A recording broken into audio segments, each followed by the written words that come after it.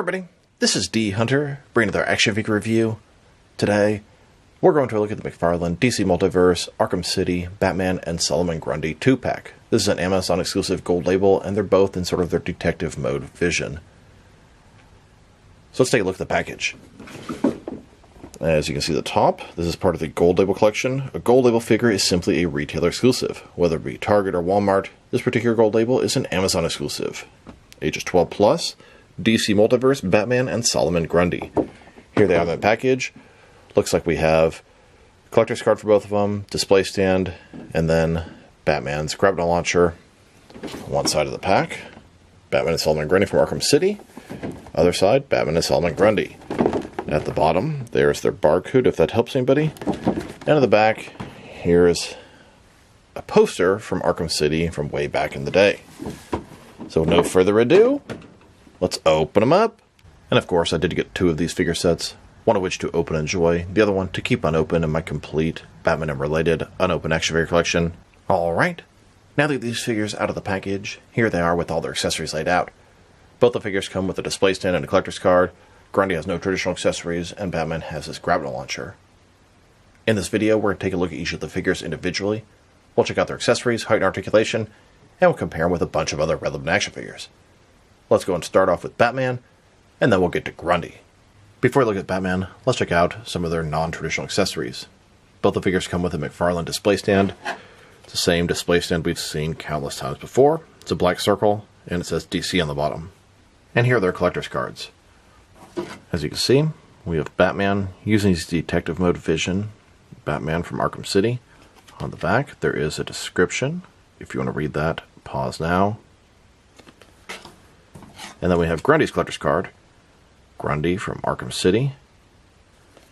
And there's his description as well. So here's a look at Batman. This is Batman from Arkham City. The suit is a little bit different than Arkham Asylum, but pretty similar. He comes with the grapnel launcher, and this is how he would look in detective mode vision. Pretty much the characters in the game that were alive looked blue, and the ones that had guns were sort of orange. That way you could tell which one's armed and be a little more careful. So let's take a look. Starting with his face here, it's a really good sculpt on the head. The personality in the brow, the cowl, white lenses in the eyes, the long ears. I really like that design for Batman. He has blue-looking skin, but it's not because he's cold. It's because he's in detective vision mode. Large bat symbol across the chest. Semi-armored suit. We have single-jointed elbows, double-jointed knees, shin armor on the boots, cape sort of flowing to the side. Utility belt with pouches all over it. It's a good looking figure, although I much prefer the regular version to the detective version. And a closer look at his face and head sculpt. I think the sculpt is fantastic. I love the cowl, the ears, the mouth. It's all very, very well done.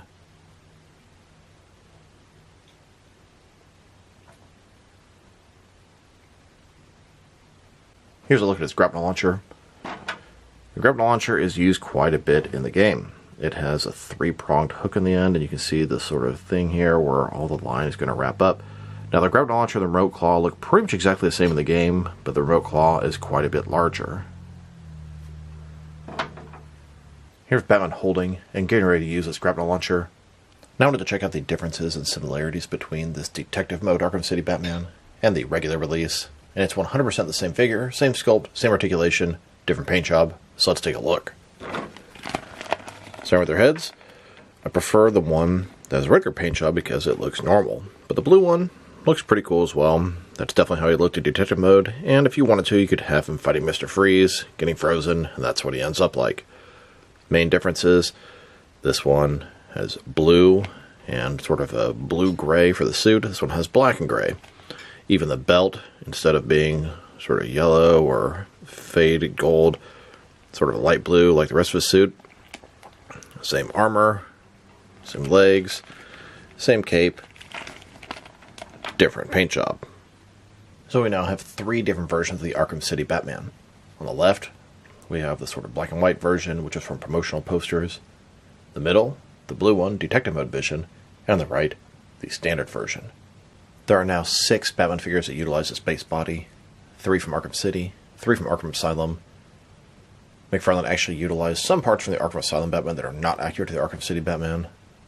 They're very similar, but at least have some subtle differences. The Arkham City is a significant upgrade, if you ask me, but keeps some of the same flaws. Now that we've taken a pretty good look at the figure and his accessory, let's check out his height.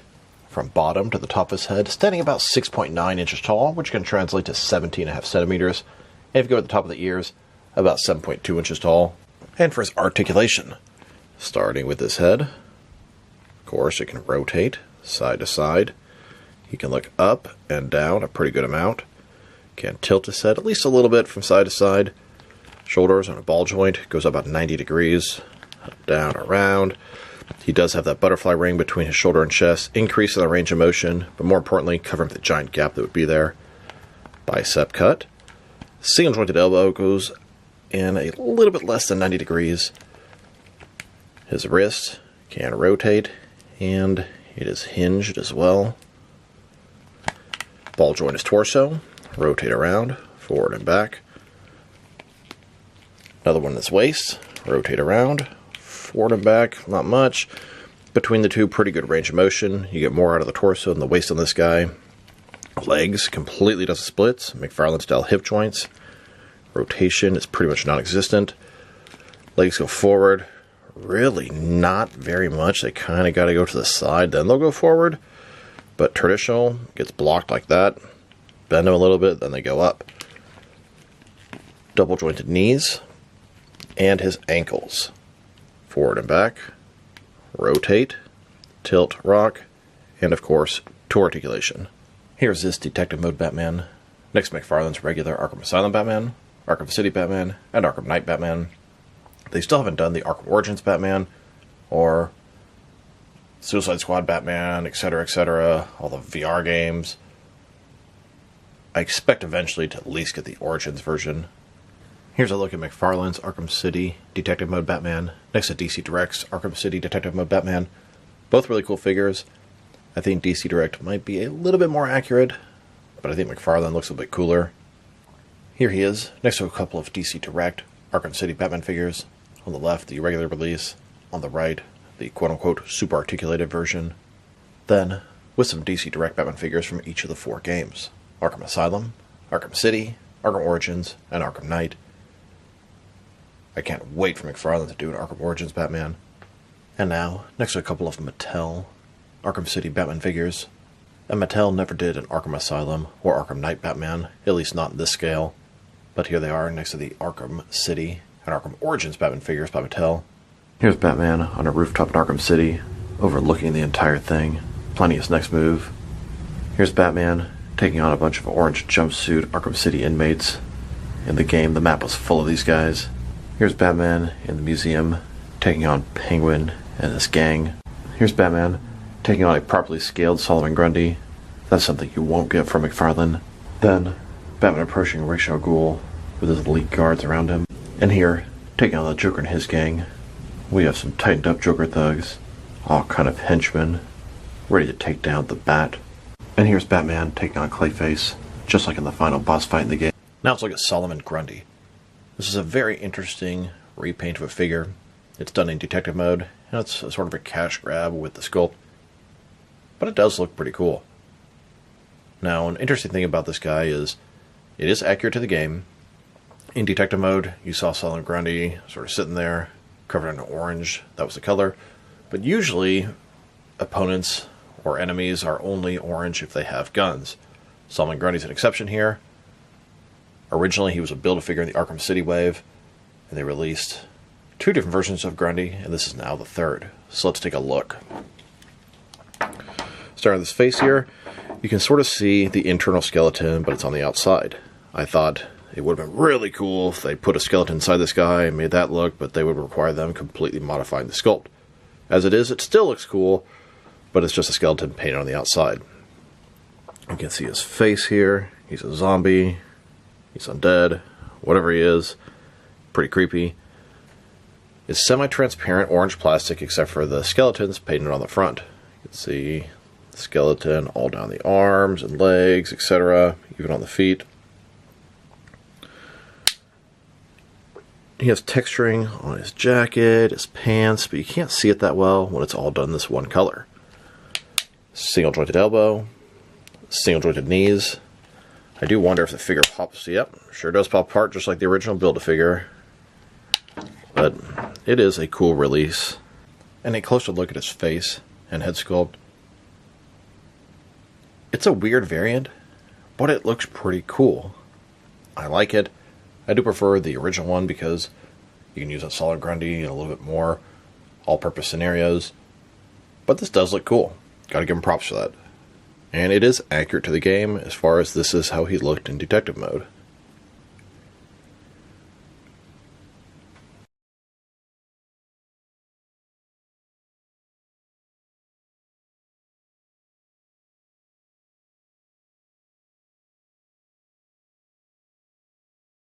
Now to check out the differences and similarities between this detective mode Solomon Grundy and the original Build-A-Figure version. And besides the obvious paint differences, 100% same figure, same sculpt, same articulation. So, starting with their heads, you can really see the detail in this guy. Not just the sculpt, but I mean, look at the stitching on his chest. That is totally lost in this guy. I mean, it's there, but you really can't see it.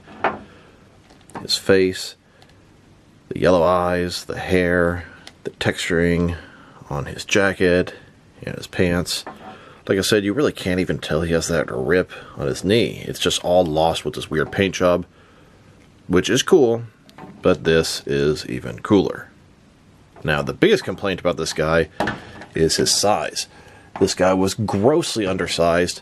He's probably half the height he should be from the game, which allows you to use him as a good comic Solomon Grundy, but not nearly as good of an Arkham City Solomon Grundy. McFarlane has now released 3 different versions of the Arkham City Solomon Grundy. On the left, we have the regular version, which is a Build-A-Figure from the Arkham City wave. In the middle, we have this new detective mode version. And on the right, the Build-A-Figure from the black and white Arkham City wave, which is similar to Solomon Grundy and I think his second stage after you beat him up a little bit in the game. Now to check out his height. From bottom to the top of his head, standing about 8.2 inches tall, which can translate to about 21 centimeters. And for his articulation. Starting with his head, of course, going to rotate side to side. He can look up and down about that much. Can not really tilt his head side to side. Shoulders and a ball joint. Goes up more than 90 degrees. Up, down, around, all that good stuff. He's got single jointed elbows. Oh, they do not want to budge at all. There we go. Goes in about 90 degrees with rotation. His wrist can also rotate, and it's hinged.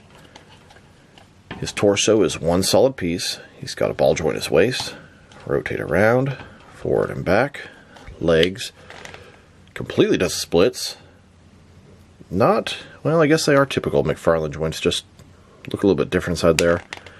Rotation's really good on him. Legs go forward about that far. Back not at all. Single jointed knee.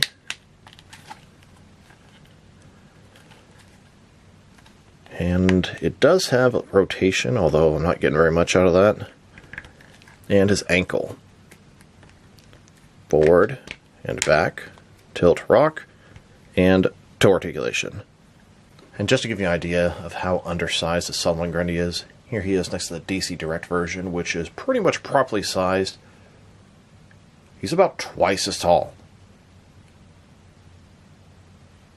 Here he is, next to all the different DC Direct Solomon Grundy figures.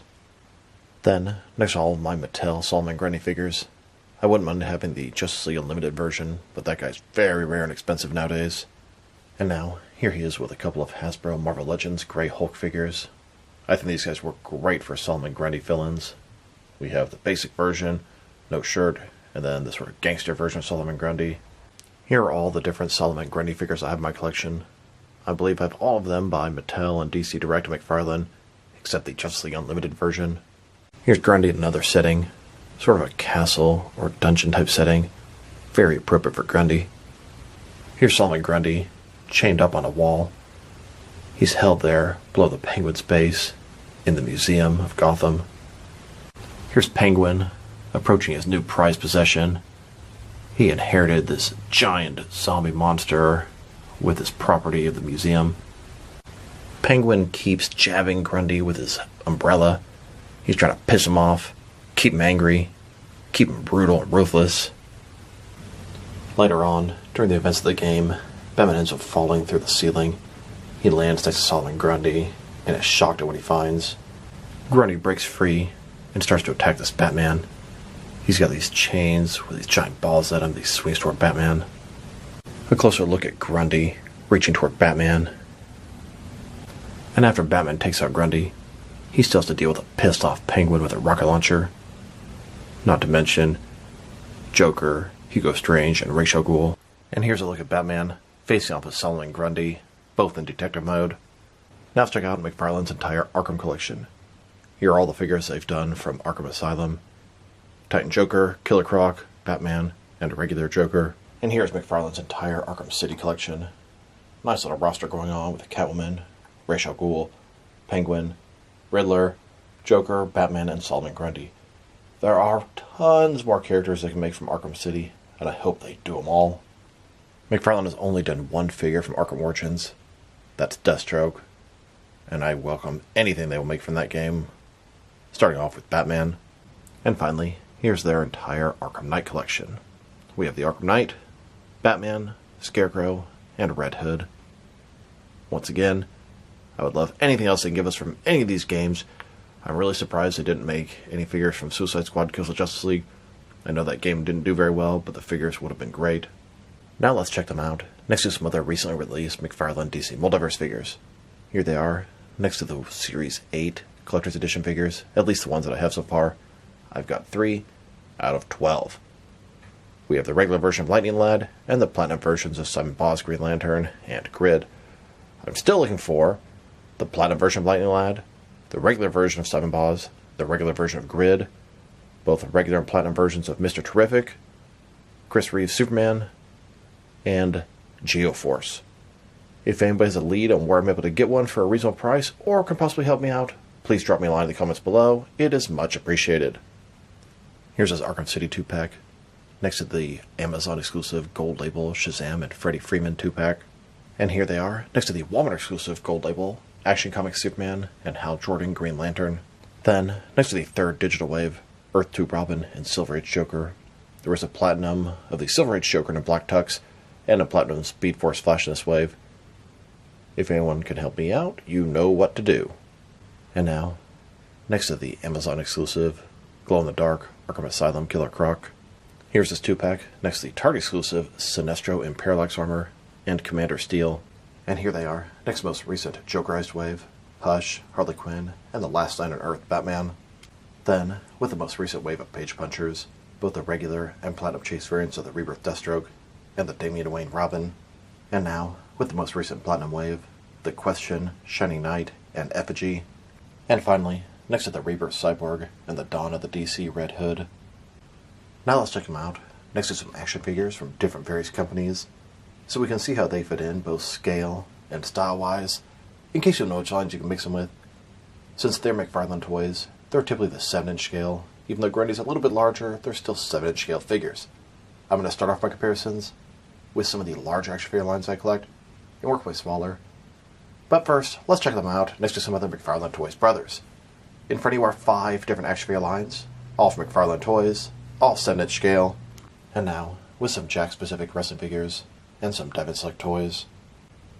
Here are these figures, next to a pair of scissors, and here they are, with some DC Direct and NECA figures, then, with both some Mattel and Jazzwares wrestling figures, and now, with some Mezco and Mattel DC figures, next, with some Mafex and Hasbro Marvel Legends, and finally, with some SH Figure Arts and Jazzwares Fortnite figures.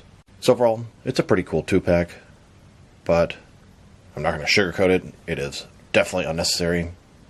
Having these guys in detective mode, they do visually look pretty good and pretty cool, but it's definitely not something you need at all. I love the Arkham games, so I think it's kind of a cool idea, but you can't act like it's not a cash grab by McFarlane. At least they're only charging the typical price for a 2-pack, $40 instead of something extra. Because Grundy's a Build-A-Figure and he's a little bit larger, I'm surprised they didn't charge $50 or $60 or whatever. The accessories, definitely on the weak side of things. all you get is Batman's grapple launcher. Absolutely nothing else. Yeah, display stands, collector card, who cares? The paint job, it's really nice on these guys. Batman looks really good in the blue. There's at least 3 different shades of blue on him, probably 4. Grundy also looks pretty good. He's cast in the semi-transparent orange plastic, and then he has the skeleton painted on top. The effect comes out pretty nicely, but you look from the side, you see no skeletons, or sort of lose the effect. He's only effective as a detective mode version of Grundy if you look at him directly from the front. Articulation, it's also a little bit dated. Batman has the big ball joints from year 1 of McFarlane toys, and Grundy is really big and bulky and limited in certain areas. The knees, the elbows, the torso, etc. It is a nice set, and I'm really happy to have it. I think it looks cool. It's cool to get another variation of Grundy, even though they've now done 3 of them, which is a little bit excessive. Hell, but I'd buy a 4th one if they'd made it. If I were to rate this set, it's a hard choice. Want to give it a 7, then I want to bump down to a 6 because it's just a cash grab, they're not necessary. But I am liking it a lot, so I'll meet in the middle at a 6.5. I hope they continue to expand the Arkham City collection, but not just paint variations and paint variations and paint variations, but new characters. There are so many they could do.